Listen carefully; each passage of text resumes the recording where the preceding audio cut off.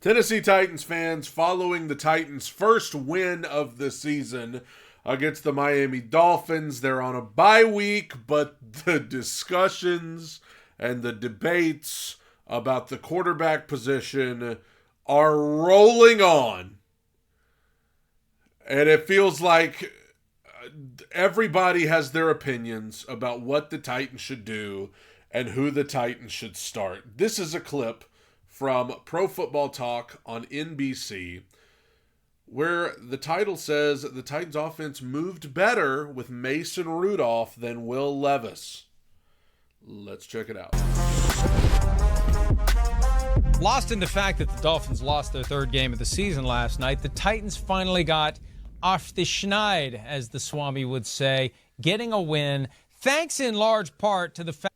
You look at that score, 31-12, and it looks like, you see that score, you would think like, oh man, the Titans, they killed them.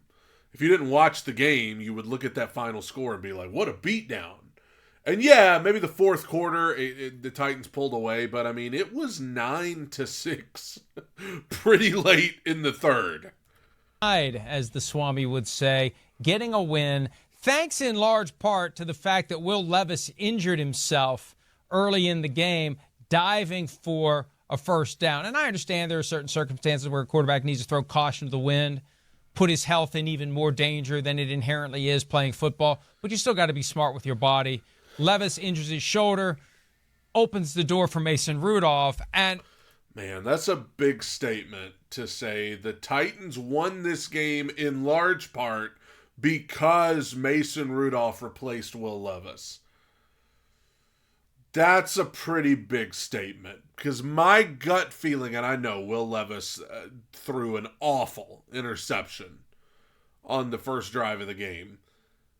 My gut feeling is that the Titans would have won this game regardless, because the Dolphins were so limited in what they could do offensively, and the Titans defense played really well. I just don't think the difference in the game was who was playing quarterback. But some of you disagree. Brian Callahan, he sold it as best he could. Oh, he's injured. Oh, baloney. Levis could have played. Rudolph was playing well. The offense was moving as well as it has in a long time. He threw for 85 yards. I thought Mason Rudolph did what he needed to do. He didn't give the game away. He didn't turn the ball over. And at this point in time, yes, Mason Rudolph is probably a better quarterback than Will Levis. But, I mean, the narrative that this offense moved the ball better than they have all year with Mason Rudolph, he threw like 3 passes in the second half. I get the issues with Will Levis completely. I don't think that I'm here to try to do a PR for Will Levis. But this narrative right here feels a little bit forced to me. Feels a little bit forced. Oh, Mason Rudolph saved the day. Mason Rudolph is staying out there, and Mason Rudolph did for the rest of the game, and the Titans pick up their first victory 31-12. And Callahan saying that Levis will be back when he's healthy. They have a bye week coming up. He can say all he wants. I think the eyeball test tells us Mason Rudolph puts that team in better position to win games. I don't disagree. Right now, I will say this. I think what happened Monday night, because I could feel it as a fan. When Mason Rudolph went into the game for Will Levis, there was like a calming sense that came over me. Because it was like, okay, I think we're going to win this game. Not because I think Mason Rudolph's going to throw for 400 yards, but because I don't think he's going to give it away.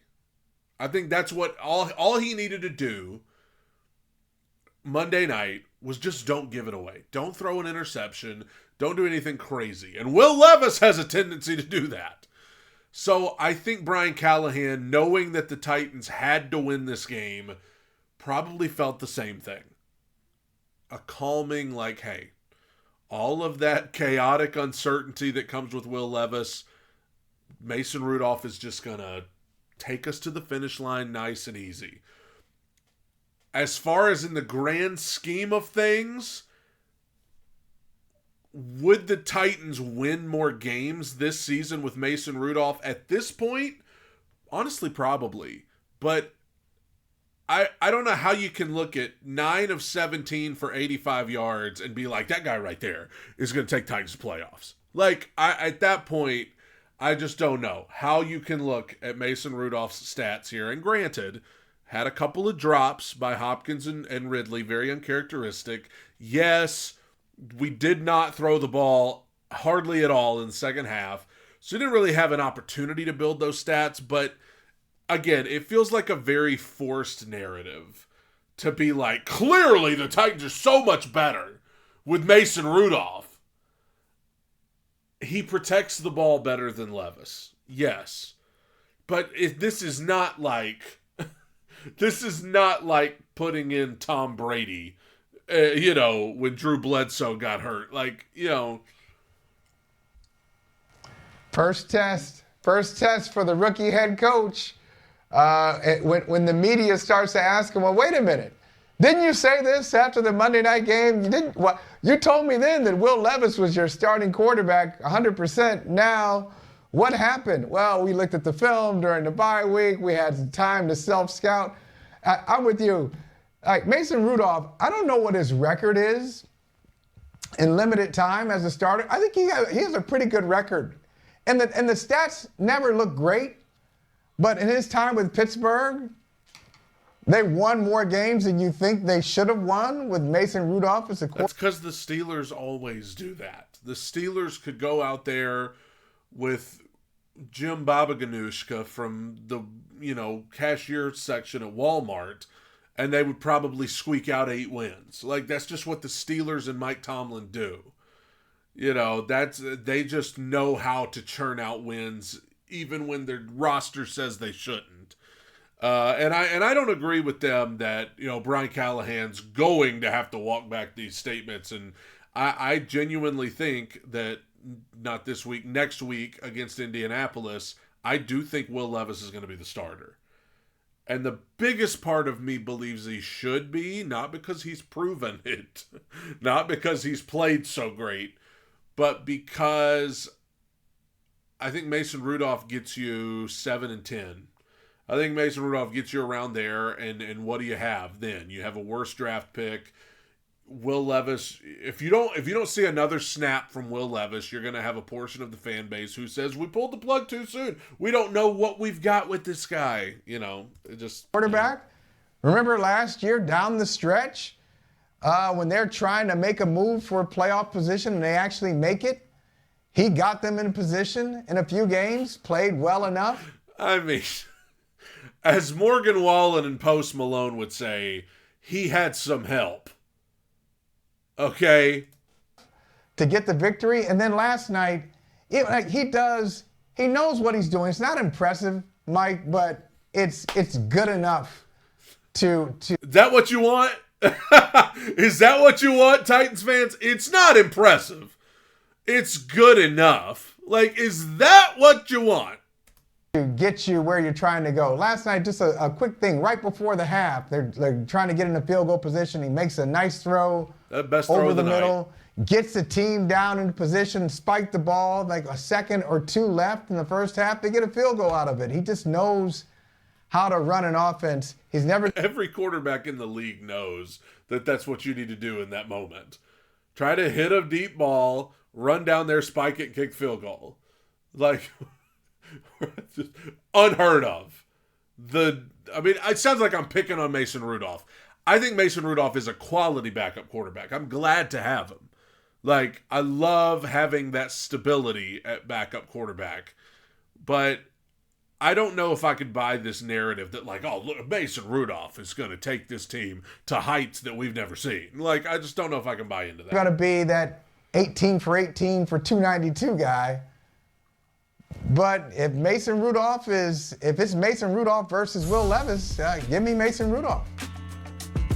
Now, last night doesn't count as a start because obviously. I mean, look at the scoring drives. Everybody says, that Mason Rudolph led the Titans to put up over 30 points. Look at the scoring drives. 21 yards, 29 yards, 27 yards, 15 yards, 12 yards, 10 yards, and you have one that was 55 yards. Like, guys, again, I'm glad we won, and I thought Mason Rudolph did what he needed to do. But I can't buy that narrative that's just like, I mean, this guy's great. There are fans trying to hype Mason Rudolph up on Twitter. Like he is getting more love from Titans fans right now than Rudolph the Red-Nosed Reindeer gets in December. Like, he didn't start, #analysis. But as a starter in the NFL, Mason Rudolph is 8-4-1. So your instincts were absolutely correct. And the Steelers kind of hung around against Buffalo in the wild card round 2023 longer than anyone expected. The Bills never really delivered the kind of knockout you would have expected in Josh Allen versus Mason Rudolph. That's a cupcake, not main event match on the card for the wrestling or the boxing event that night. It should be a laugher, and it wasn't. So Rudolph can play.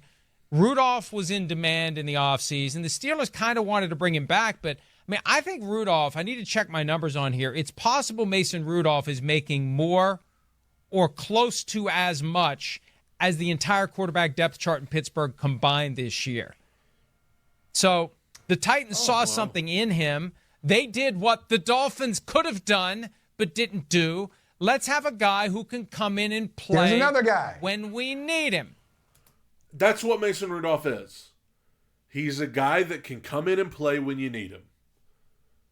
When your starter gets hurt, when, you need somebody to come in and play a quarter or even a game and get you a win. Mason Rudolph can do that. But if he was just so incredible at Pittsburgh, they would have brought him back as the starter. I mean, they needed a quarterback, and they chose to go out and get multiple quarterbacks instead of keep him. Somebody talk. There's another one. Mason Rudolph, not great, but can run your offense and is like these quarterbacks. I don't know where Rudolph ranked in the Bills, the Chris Sims quarterback rankings that he did. What did he do? The top 40. But he's one of those guys that is somewhere in the 40 to 43 range, or maybe even a little higher. Maybe I'm sliding him. Maybe he's somewhere 37 to 40, 37 to 42.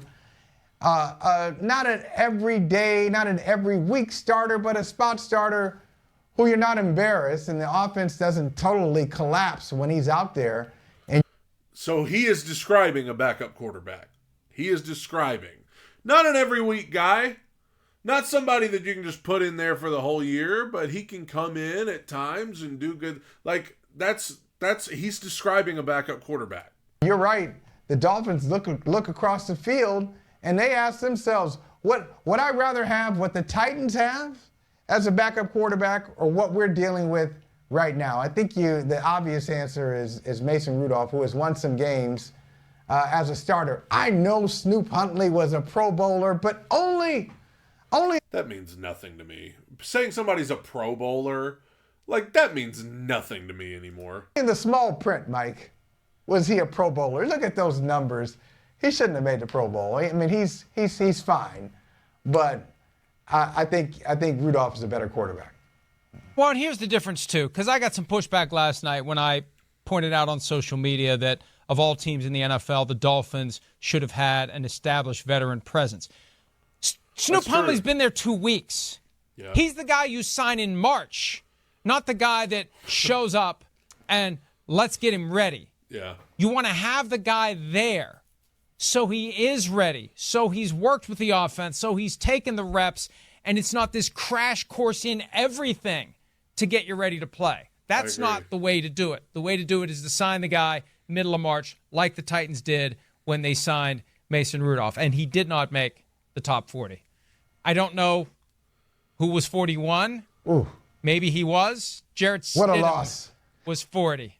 Jarrett Stidham, who is exactly what the Broncos need.